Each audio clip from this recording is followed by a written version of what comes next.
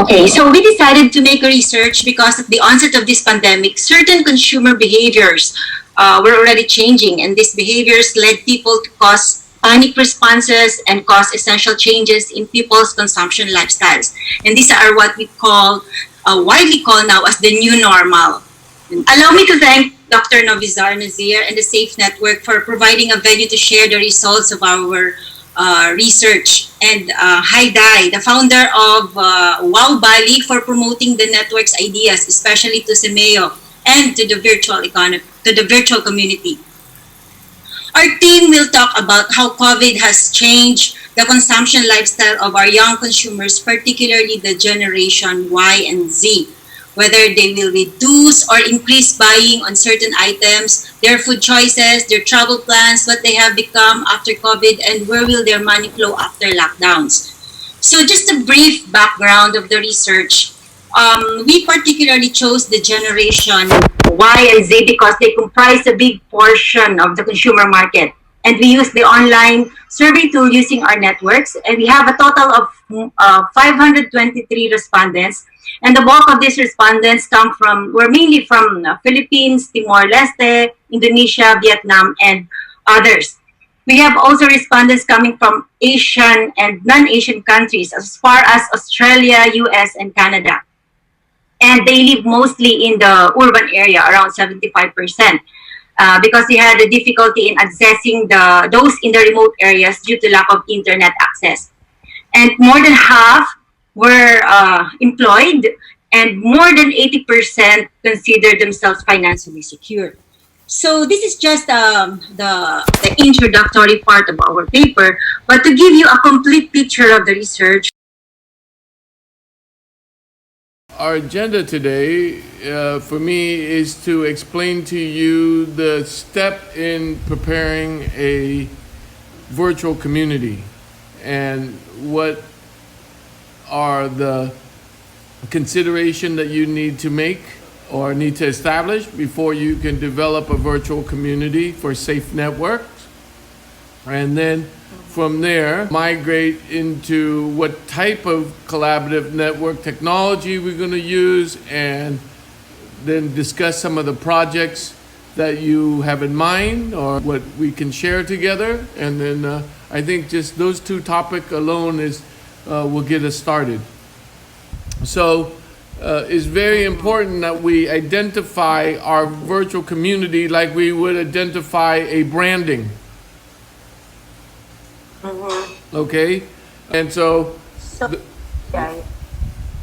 the look and feel of how your community interface into this, identify who you are and what you are, and if we treat it like a virtual community, like a brand, then we will have to take you through those branding processes.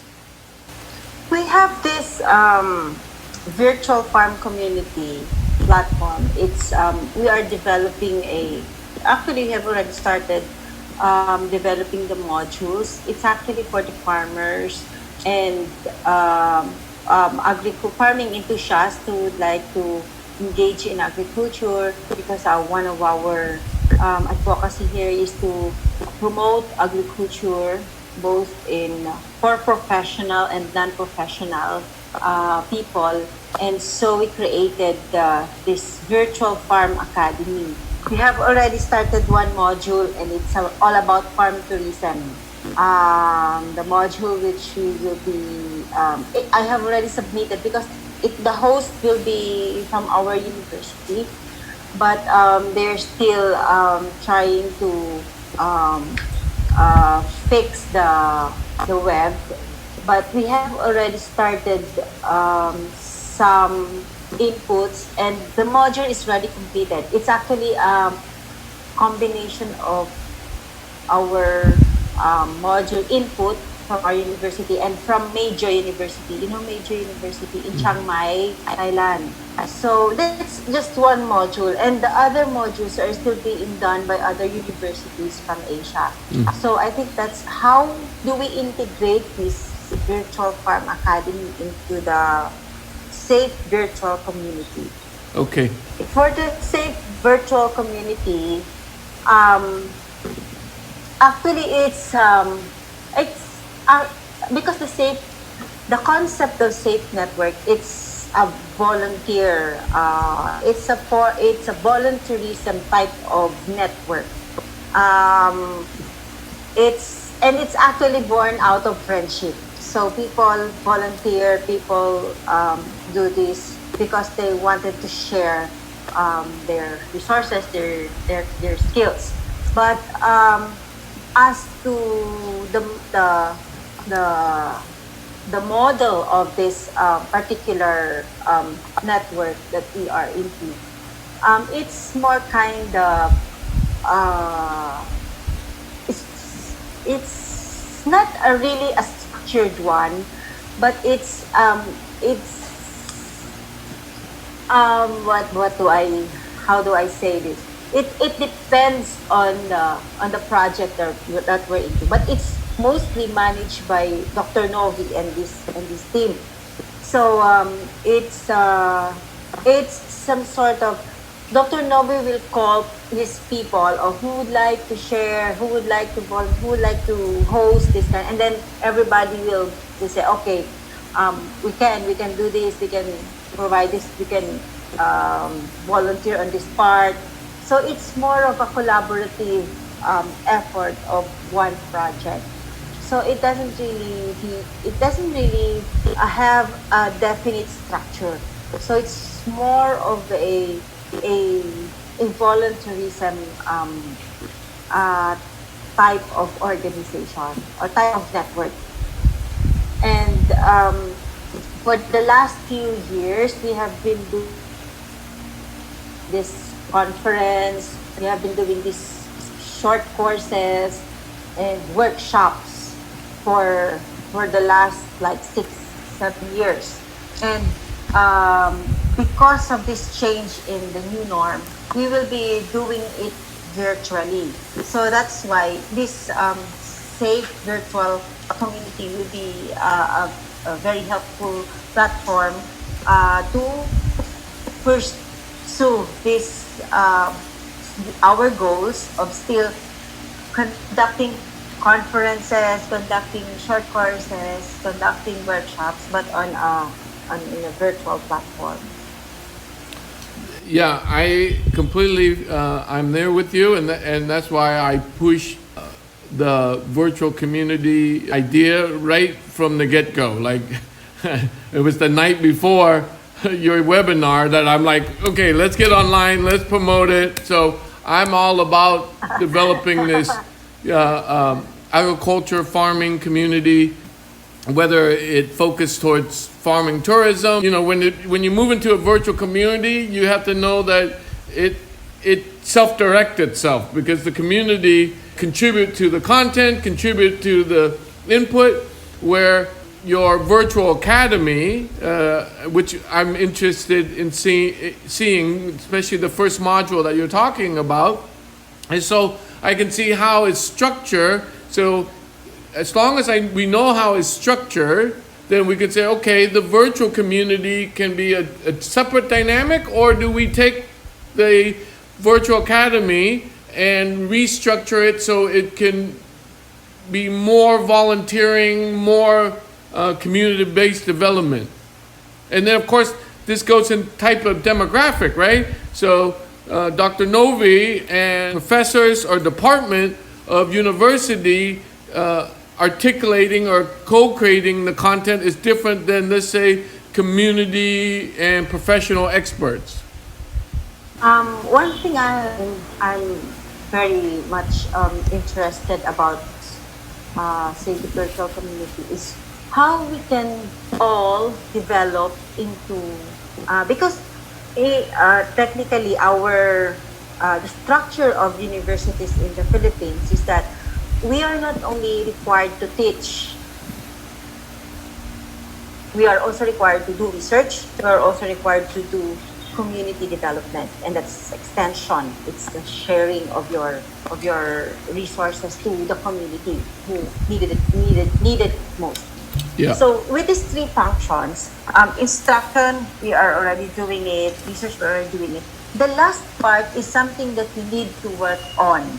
because that with the new normal after COVID, we really cannot out from our to our communities more freely than before.